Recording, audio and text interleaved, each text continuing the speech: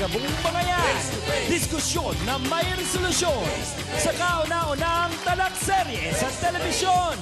Face to face now with Miss Ami Perez. Kamusta po mga sausawera at sausawera? Handa na po ba tayo sa talakan? Saan ba kayo? Sa puti o sa pula? Esa O'Brien, ready na rin ba? At para mas masarap at masaya at kwentuhan, ito si kapatid na Hansa Waria. I am good, Ate Ami! Ready na kami dito! Sausawa natin ba? Uy, saan ba kayo? Pilipinas! Face to face na! Gusto mo bang makisaw-saw na araw ng kaibigan? Mamaya na yung solusyonan. Face to face. Sinong sisimangot? Face to face. Sinong ngingiti? Face to face. Ang mga problema? Face to face. Huwag mong talikuran. Harapin mo face to face. Isa na naman pong bagong araw na punong-puno ng makabuluhang usapan ang mapapanood po ninyo ngayon sa mga televiewers po na naging bahagi na ng araw nila ang face-to-face. Aba, sit back and relax and enjoy the show. Ganon din po sa mga sausawero at sausawera nandito sa loob ng studio. Sa mga kapatid po natin around the globe na laging nag-aabang sa mga bagong issues sa internet, yung mga nasa fanpage natin sa Facebook at sa Twitter. Salamat po sa pagtutok ninyo. Nais lang po namin batiin ng happy birthday ang isa sa aming mga masipag na makeup artist. Walang iba kundi si kagandahang Barbie. Happy birthday mula sa aming lahat. Ayan, eto na. Ang mas leader kaysa kay Barbie pagdating sa mga sausawero at sausawera. Mga kapatid, ang ating mahal na si Hans Martel. Mwah, mwah, mwah. Happy birthday din, Barbie! Ganda ng pangalan, Teno. Alam mo bang full name niyan? Barbaro. Ayun ba? Oo, kaya siya Barbie. Well, anyways, I'm sure masaya siya at I'm sure mapapasaya din natin ang ating mga televiewers dahil siguradong may matututunan na naman silang mga aral mula sa ating Trio Tagapayo! Ang ating mga katuwa ngayong araw na ito, ang isa po nating kaibigan mula sa Public Attorney's Office. Siya magpapaliwanag ng mga isyong legal, Attorney Trinidad Balmeo. And syempre po, kailangan naman may gabay tayo na laging magpapaalala sa atin na ang pinakamay kapangyarihan, yung nandun sa taas, ay talaga namang lagi nating kakampi. Father Albert Mecaidor! And syempre, ang ating ate, natutulungan tayo para maintindihan ang mga nagiging problema naman ng ating mga bisita. Ang presidente po ng Integrated Professional Counselors Association of the Philippines, Dr. Rose Llanes. Sila mga tagapayo ng bayan, kaya makinig kayong mabuti sa mga matututunan yung aral. Okay? Ate Abby, back to you. Issue po tungkol sa maghipag na nagkarayot daw dahil sa pamangking lagalag na kupatawarin. Yan po ang ating face-to-face issue of the day. Primera pakialamera daw ang kanyang mga hipag. Ayon kay Rowena. Pag lumalabas o may pinupuntahan sa kabilang patok, sinisita niya. Nasaway ko lang naman yung anak niya eh. Kasi nakagalit. Minumura niya yung anak ko. Di totoo yun na minumura ko. Hindi ko raw pinagsasabihan. Kinukonsente. Kinukisinti naman talaga anak niya eh. Hindi ko to palalagpasin. Gusto ko magkaharap kami. Di totoo yung mga sinasabi mo. Punta ka sa akin mamaya, sampaling kita. Saan kaya mauuwi ang pakikialam daw ng mga hipag ni Rowena sa anak niya? Pag-usapan na natin yan, face to face! Walang pakialamanan. Ito daw po ang sigaw ni Aling Rowena laban sa kanyang hipag sa pinsan na si Tata. Para malaman po natin ang totoong kwento, ito na po ang nagrereklamo, si Rowena Conghe. Pasok! Kamusta, Ate Rowena? Pakikwento po, ano po ba itong problemang nangyayari sa inyong maghihipag? Pag yung anak ko po lumalabas ng bahay, nagtatambay, sinisita niya yung tata Si Tata. Apo. Si Tata po ay hipag ninyo. sa pinsan po. Yung asawa niya po, pinsan ko. Ilang taon na po bang anak ninyo? Si Ocho po. 18. Sino pong anak ninyo itong laging sinisita? Si Jean po. Si Jean. Yung po bang 3 anak niyo pa, sinisita rin ni Tata? Yung anak Nang ko lang, ganong pareho ng ginagawa kay Jean? yung anak ko lang po na panganay. So, paanong sinisita? Paanong paraan? Ginagawa niya, pag siya lasing, sinisita niya yung anak ko kung ano-ano yung sinasabi niya. Pag gusto niyang mag-trip sa anak ko, inaano niya ng di maganda. Baka naman po nagmamalasakit lang si Tata bilang syempre siya po tsahin. Dahil nga sa sarili niyo na rin pong bibig nang galing na tumatambay yung anak niyo. Hindi ho kaya? Wala naman po sa akin yun. Basta maganda yung pag-ano niya sa anak ko. Pero yung Hindi po ba magandang pagkakasita? Hindi po. Paano po bang nangyari? pag talagang ano siya, yung nakainom ng gusto, minumura niya anak ko. Kaya yung bakit anak naman ko, daw? yung anak ko umuwi sa akin, ba't ganito yung si Ate Tata? Pag nalalasing, ako na lang lagang inaano niya, minumura niya ako. Pinapahiya niya ako sa mga kaibigan ko. Pinapahiya? Opo. Ano pong ginawa ninyo? Kinausap niyo ba si Tata tungkol dito? Nag-usap na po kami minsan. Muntik na nga kami magbaranggayan. Kaso lang, kinausap ko lang muna po siya sa umpisa. Kung ano yung problema niya sa anak ko, sasabihin niya sa akin. Ano pong sinabi niya? Wala po, wala naman siyang inano sa akin. Bakit daw po niya ginagawa yun kay Jean?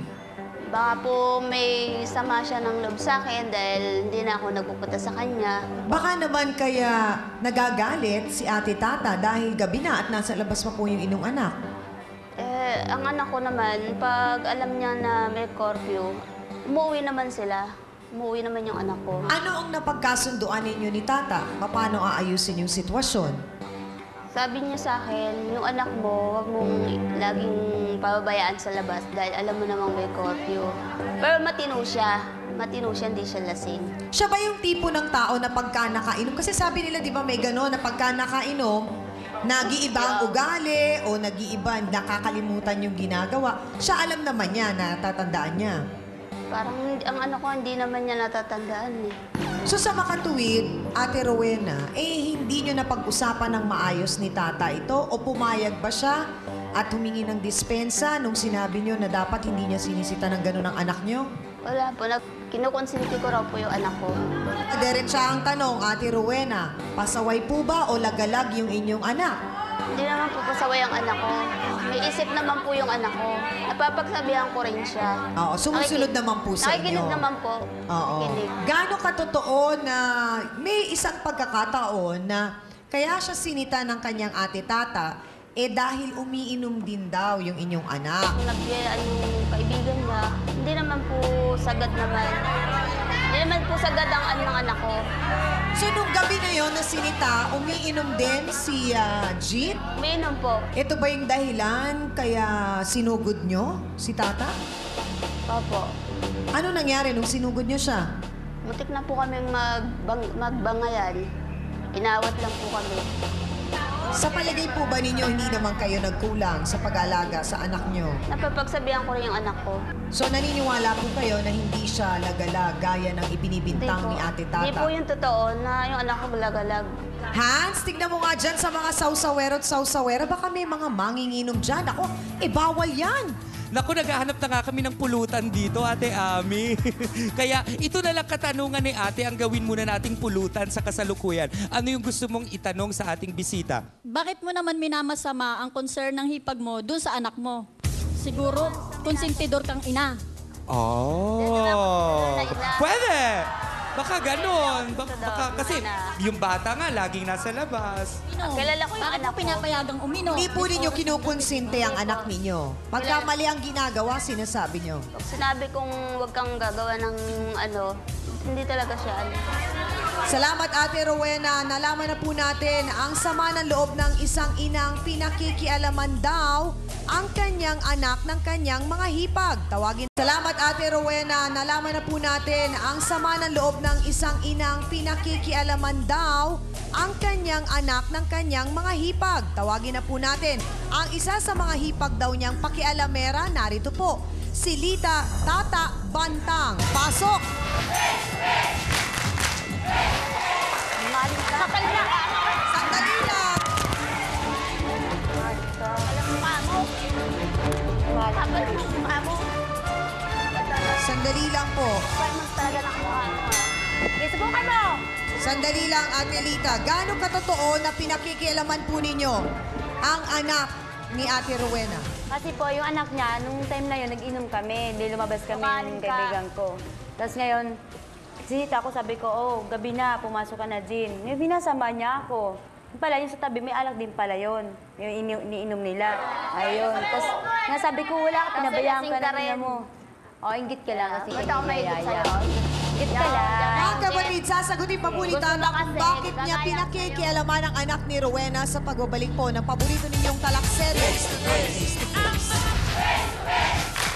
Basta yung mga words na hindi maganda na hindi ko gusto, yun ang ginagawa ko na inaaway kong kaharap. Trip mo lang yung magwala ka. Kaya ngayon, pagtripang kita, gusto mo? Sandali. Bakit kailangan pagtripan ngayon? Nakainom na.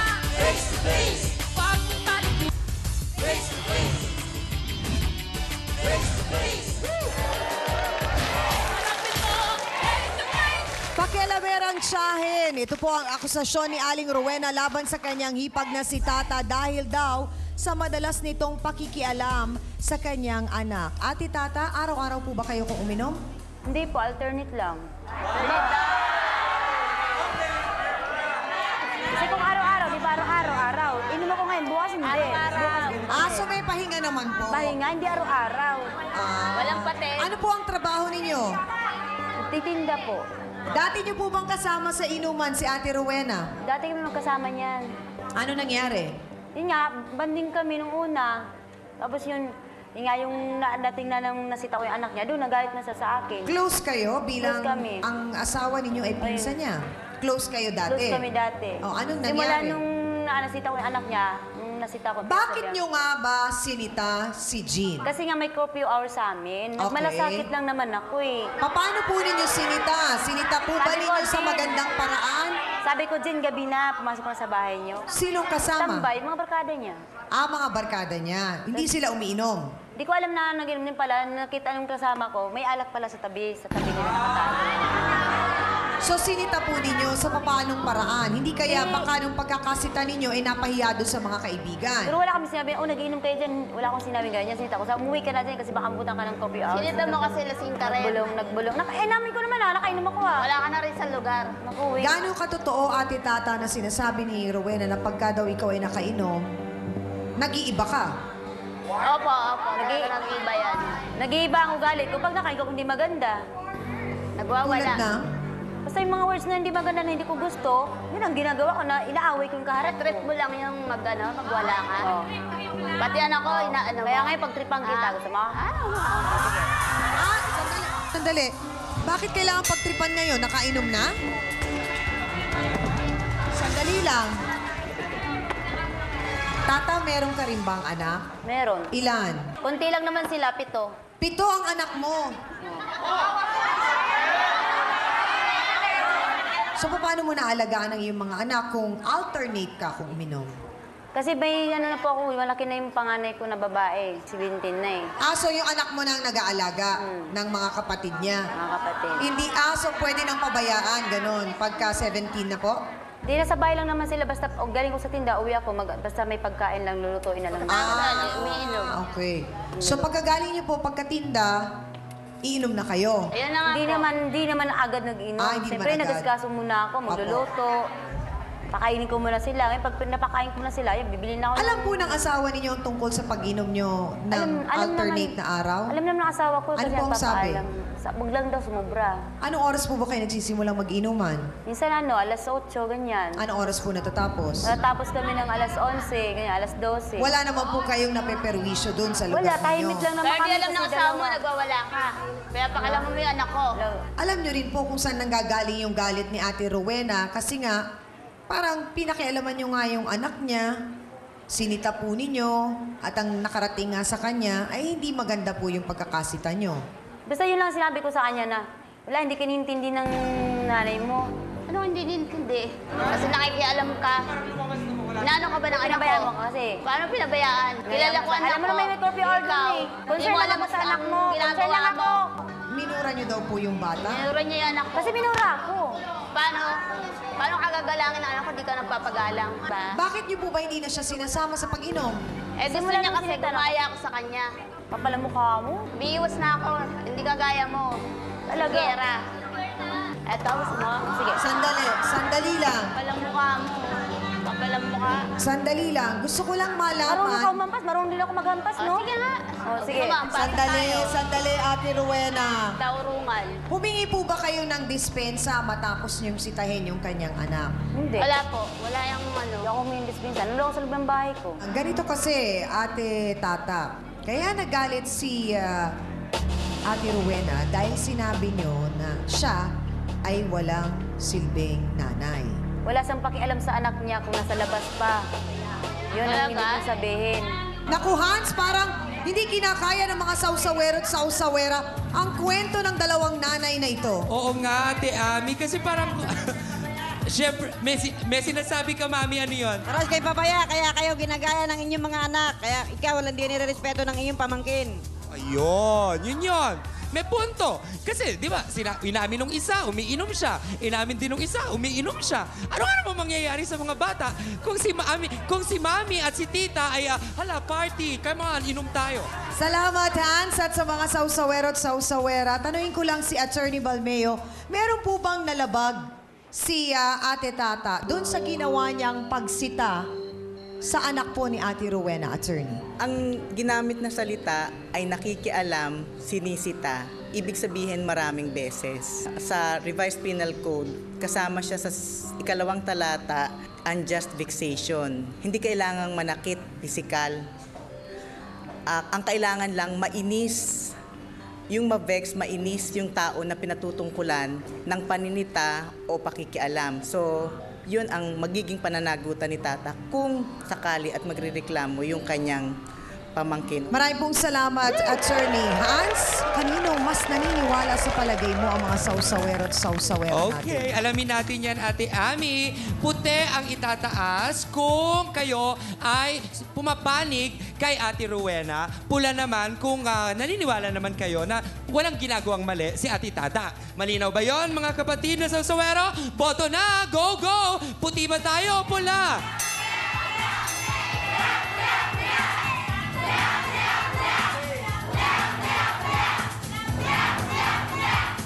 Ate Ami, medyo hati ngayon ang ating mga sausawero at mga sausawera. Alamin natin, maya-maya baka magbago rin ang mga isip nila. At para po mas lalo pa ang patunayan na hindi raw nila pinakikialaman ang kanilang pamangkin, tawagin po natin ang isa pang hipag ni Ate Rowena. Narito po, si Marlene Bantang. Pasok!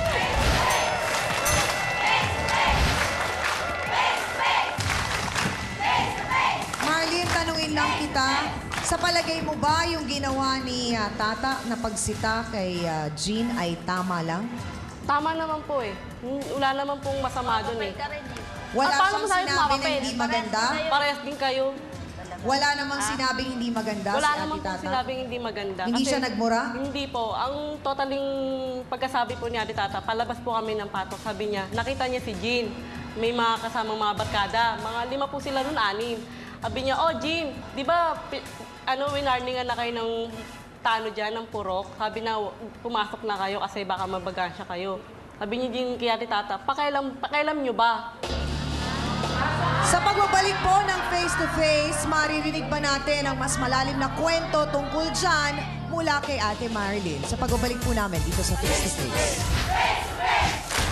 Yung anak mong di marunong rumispeto sa'yo. Talaga? Talaga? Kasi itong pala mo. Ay, ikaw sinungaling.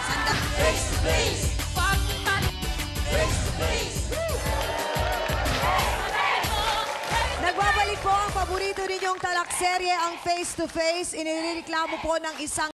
Nagbabalik po ang paborito ninyong talakserye, ang face-to-face. Inireklamo po ng isang ina ang mga hipag niya dahil daw po sa dalas ng pakikialam ng mga ito sa kanyang anak. At nakasama na nga po natin ang isa pang hipag ni Rowena na madalas din daw pakialaman at ipahiya ang kanyang anak, lalo na daw po tuwing nalalasing ang mga ito. Ate Marlene, sabi mo, si Jean ang unang nagsalita ng hindi maganda. Ano yung sinabi niya? Sabi niya po kay Ate Tata, bakit ka nakikialam? Nanay ko hindi ako Ganon ang pagkakasabi? Opo. Talaga? Talaga, ganun talaga. Ay, ikaw sinungaling. Sandali! Sandali! Ay, May sumusunod na pala sa akin. Akala ko wala. Hindi po ako kasali. Sandali lang. Paano tayo magkakaintindihan kung dadaanin nyo sa dahas ang mga bagay-bagay? Marlene, kasama ka rin bang umiinom ni Tata? Opo, yung time po nun, kami po dalawang magkainuman. Araw-araw ka rin uminom? Hindi po. Alternate din. Bago yan. Araw-araw. So, ang unang nagsalita ng hindi maganda ay si Jean. Ano po kayo mag-alternate sa Pagkatapos noon, anong sinabi? Nagalit po siya, nagpantig po yung tenga niya kasi hindi niya po nagustuhan yung sinagot ni Jean sa kanya. Minura po siya bigla. Sabi naman po niya ni Tata, concern lang naman ako sa'yo. Ngayon kung ayaw mo, diwag mo. Tapos yun, tumakbo siya sa nanay niya, nagsusubo siya ng kung ano-ano. Nagalit po Kasi nga mga lasing kayo, paano kayo gagalangin? Hindi kami lasing, hindi kami lasing. Hindi lasing. Ano hindi lasing? Anong hindi lasing? Ano lasing? Yung anak mong di marunong rumispeto sa'yo. Talaga? Talaga? Kasi itong Ipal ipal ng ka. mukha mo, mapapapel ka. Sino ang natutong itch? Siya po. Sinasabi ko. Alam mo, hindi ko talaga maintindihan. Sa hirap ng buhay, may pang-tong eats kayo, may pang-inom kayo, may pang-bingo kayo. Paano ganun ang nangyayari, Ate Rowena? Hindi na po ako nagtotong. Hindi Dati na nagtotongit ako. Inaamin ko nagtotongit, pero tinanggal ko na yan. Mga ka-face-to-face, nagharap na po ang mga nagbabangayang maghihipag. Ngayon naman po, tawagin natin ang punot dulo ng kanilang iringan. Ang anak po ni Rowena at pamangkin ni Tata at Marlene na madalas daw pong pakialaman at pahiyain sa tuwing ito ay nasa labas ng kalye. Narito po, si Jean Konghe. Pasok!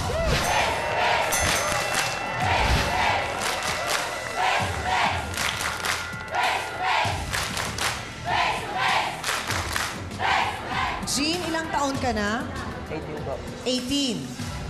Gaano katotoo ang sinabi ni Ate Marlene na ikaw daw ang unang nagsalita ng hindi maganda Hindi po yun sa totoo. ate tata mo? Hindi po yung totoo. Ano ba ang nangyari? Kasi po, mali yung po yung sinasabi nilang naitapon nila umiinom, di po ako yun umiinom.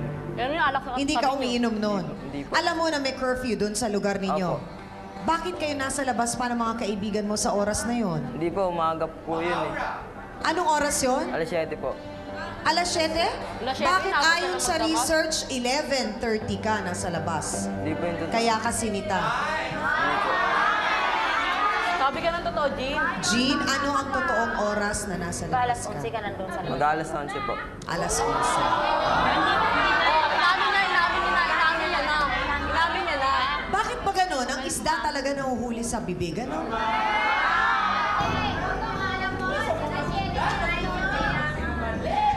So alam mo may curfew, 11:30, nasa labas ka pa, at nagalit ka pa nung sinita ka. Hindi po ako nagalit nun. Ano sinabi mo kay ate? Hindi mo Minura minura? siya. Ka. Hindi po. Hindi ka nagmura? Hindi po. Nagalit Talaga?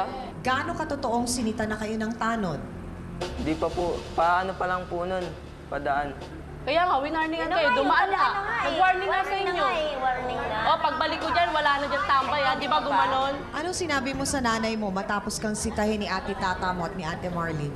Minura po ako ni Tita Tata eh. Una po si Tita Tata yung ano eh. Nag-ano sa akin na nermon eh. Tapos nagbura sabay si Ate Marlene. Ano sinabi ko sa'yo? Umiinom daw ako.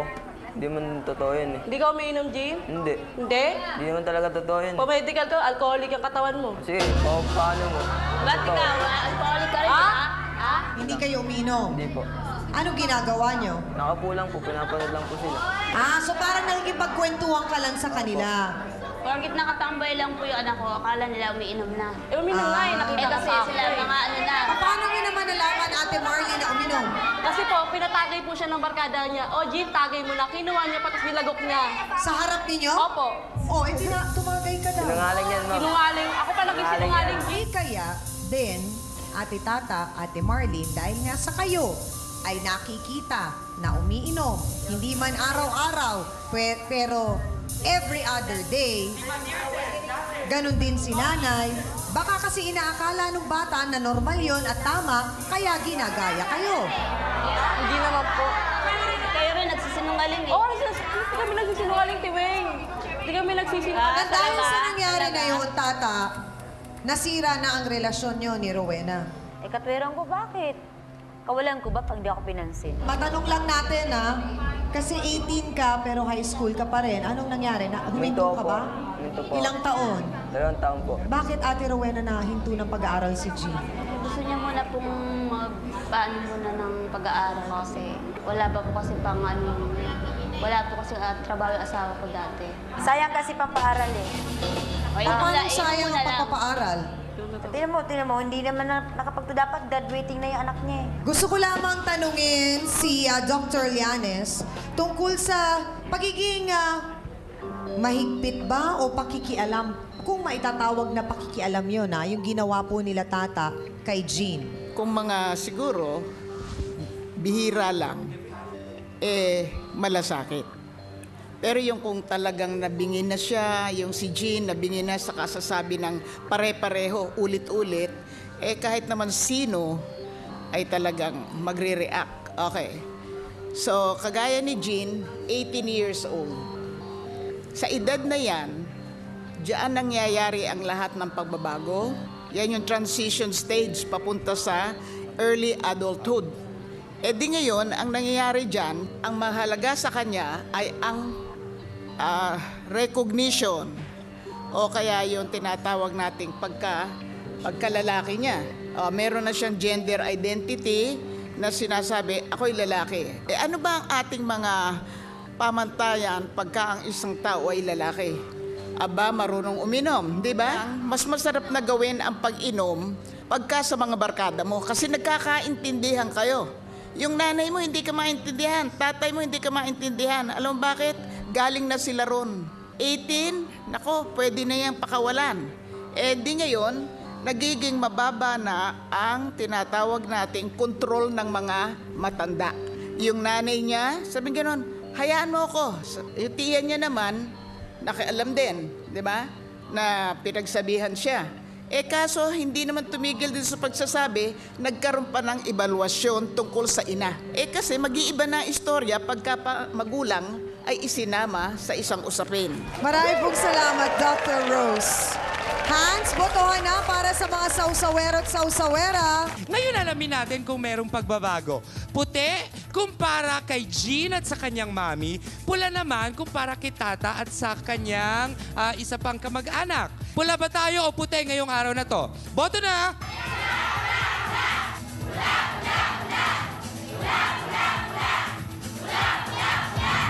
Ate Ami, medyo mas luminaw. Dahil ngayon, marami akong nakikitang pula, pero marami pa din namang umiintindi sa mag-inang si Jean at ang kanyang mami.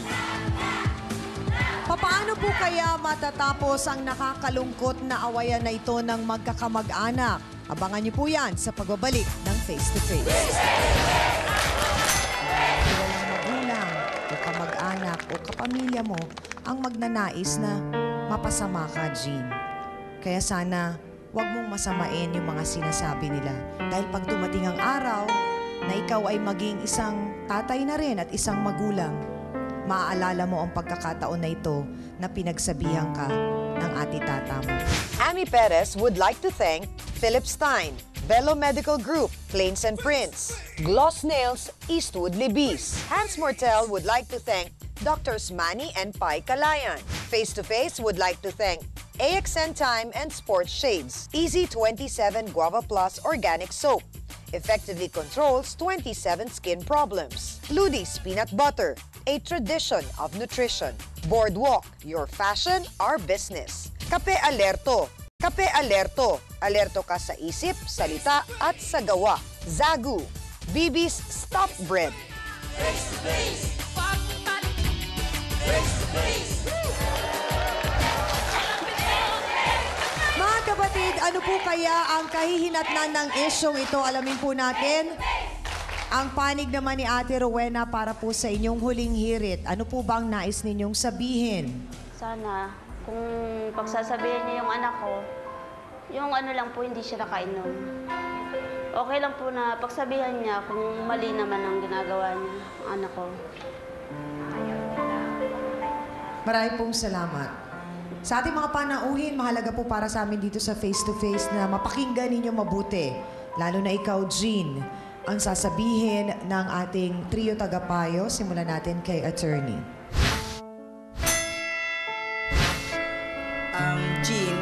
Ang purpose ng curfew is protektahan kayo. Hindi ka na minor de edad.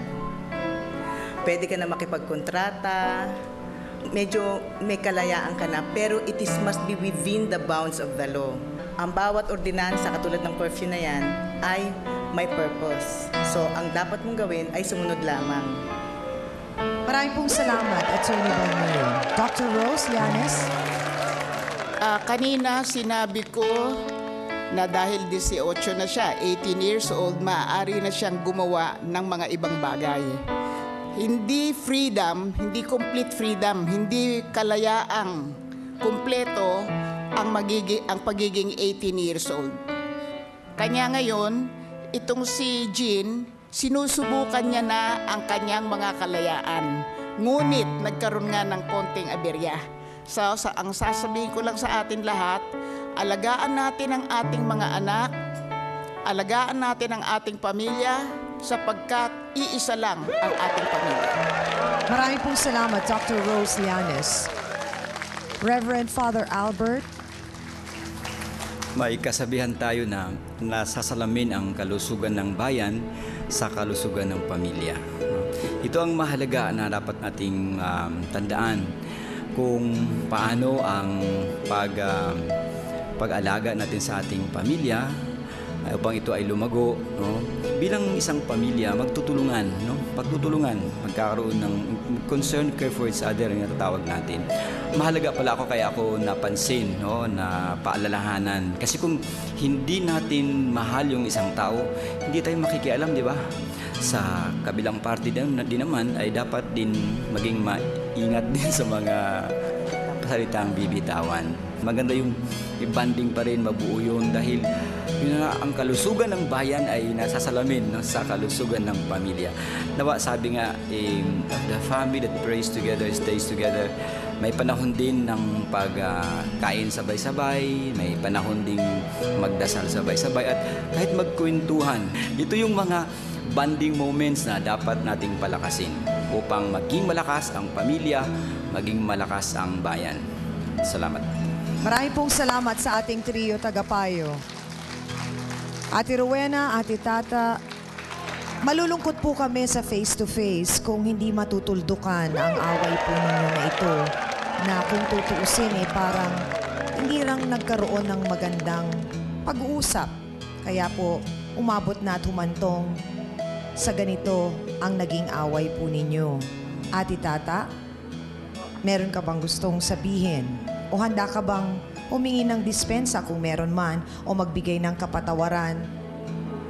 Sabihin ko lang sa'yo, Jen, sorry kung nakapagsita ako sa'yo ng ganun dahil yung time na yun nakainom ako. Saka, pasensya ka na sa akin, Weng, kung nakapagsita ako ng ganun sa'yo. Sorry. Ate Tata, may papangako niyo po ba na kayong dalawa po ni Mercy hindi naiinom ng araw-araw o kahit na every other day pa yan, na magpapakita rin kayo ng magandang halimbawa rin naman sa mga anak ninyo at sa mga pamangkin ninyo at sa mga anak pa ng mga pinsan ninyo na nandun at nakikita kayo? Opo, hindi ko tututukan ko na lang yung negosyo ko. Maraming pong salamat. Ate Rowena, humingi na ng dispensa si Ate Tata sa inyo pong anak. Pinapatawag ko rin naman po siya. Kasi dahil inaan niya rin yung anak ko, tama naman po siya sa sinabi niya sa anak ko. Jean, alam ko na ikaw ay 18 years old na at pakiramdam mo pwede mo nang gawin ang lahat ng gusto mong gawin. Alam ko yung pakiramdam mo dahil dumaan din ako sa pagiging 18. Na feeling mo parang nakakabingi ang sinasabi nila, makukulit sila. Pero alam mo ba ang lahat ng yon ay pagmamahal para sa'yo. Dahil walang magulang o kamag-anak o kapamilya mo ang magnanais na mapasama ka, Jean. Kaya sana wag mong masamain yung mga sinasabi nila.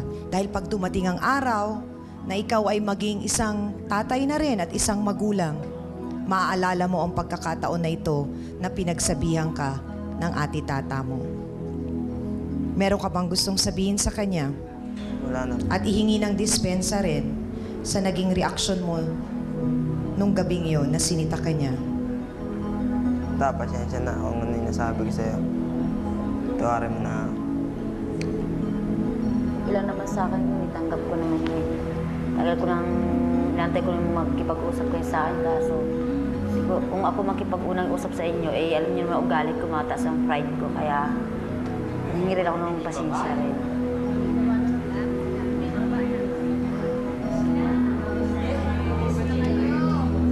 So kaya po ninyong ibigay ang kapatawaran sa isa't isa? Po.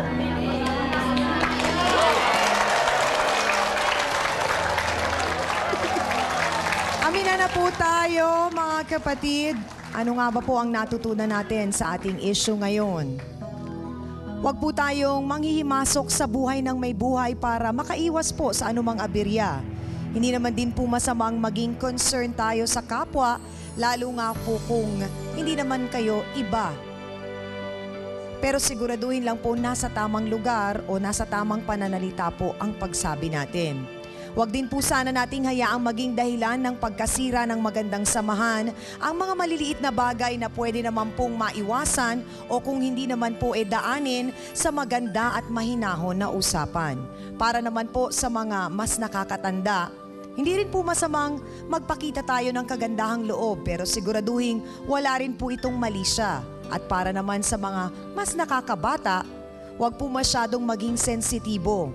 Intindihin, timbangin, at kailangan pa rin pong igalang ang mga nakakatanda sa atin. Maraming salamat sa aking mahal na co-host na si Hans Martel sa Dance Squad. Kina B1 at B2 sa ating pong mahal na trio, tagapayo. Ang ating mga sausawero at sausawera sa studio, salamat po ng marami sa walang sawa po ninyong pakikisawsaw sa amin at sa lahat po ng mga bisita natin ngayong araw na ito na nagtiwala pong ibahagi ang kanilang tunay at totoong kwento. Maraming salamat po sa inyo. Sa mga nagtatanong naman po kung paano maging sausawero at sausawera, pati na rin po sa may mga issue, problema o mga alitang hirap po na maresolusyonan, mag-email lamang po kayo dito na nakikita nyo sa inyong mga TV screens para po sa detalye. Hanggang sa susunod, ako pa rin po ang inyong Ami na lagi nagpapaalala at nagsasabing ang problema pwede mong tawanan pero hindi mo yan dapat talikuran. Kaya kung may problema ka, harapin mo, pag-usapan natin yan face to face. Para po sa inyo to, mga kapatid. Pero yung galit na kasi pero yung galit agad niya. Hoy, mga pirming galit, lahat ng kapitbahay doon pinagtitripan niyo pag mga lasing kayo. Tinaga niya ako rito, pumasok ako ng bahay. Kumuha ako agad ng isa. Tinaga ko siya. Yan ang mga sinungaling. Ayan na, lumabas na. Banata na, Papa. Bakit po ninyo ayaw tumupad dun sa kasunduan? Wala nga akong pera. Face to face.